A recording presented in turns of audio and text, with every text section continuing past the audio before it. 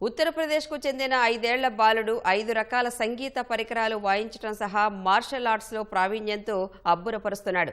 ఇప్పటి వరకు 5 బంగారు పతకాలతో సహా మొత్తం 7 పతకాలు అందుకున్నాడు.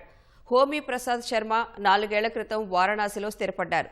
ఆయన కుమారుడు త్రిశాంత్ తోటి పిల్లల్లా కాకుండా tabla, piano, drums, Congo, jumbo drum నేర్చుకున్నాడు. పియానోపై జాతీయ గీతం జనగణమన వాయిస్తాడు. త్వరలో బ్లాక్ బెల్ట్ కూడా అందుకోనున్నాడు. త్రిశాంత్ బ్లాక్ బెల్ట్ సాధిస్తే దేశంలోనే 3వ అతి చిన్న వయస్కుడిగా ఘనత సాధించనున్నాడు. చిన్న వయసు నుంచే సంగీతం అంటే ఇష్టం ఉండటంతో శిక్షణ ఇప్పించినట్లు త్రిశాంత్ తల్లిదండ్రులు తెలిపారు. ఉత్తరప్రదేశ్కు చెందిన 5 ఏళ్ల బాలుడు 5 రకాల సంగీత పరికరాలు వాయించడం సహా మార్షల్ ఆర్ట్స్లో ప్రావీణ్యంతో అబ్బురపరుస్తున్నాడు. ఇప్పటి వరకు 5 బంగారు పతకాలతో సహా మొత్తం 7 పతకాలు అందుకున్నాడు. హోమీ ప్రసాద్ శర్మ 4 ఏళ్ల క్రితం వారణాసిలో స్థిరపడ్డారు.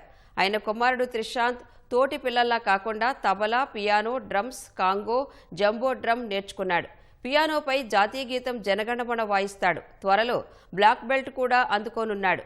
త్రిశాంత్ బ్లాక్ బెల్ట్ సాధిస్తే దేశంలోనే 3వ అతి చిన్న వయస్కుడిగా ఘనత సాధించనున్నాడు.